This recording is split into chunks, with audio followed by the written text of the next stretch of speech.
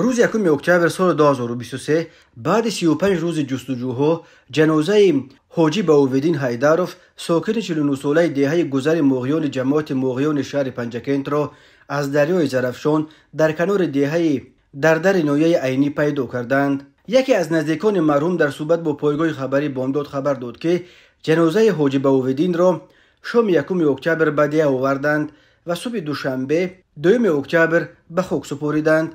جستجوی پسر 26 ساله او علاءالدین حیدروف همچنان ادامه دارد.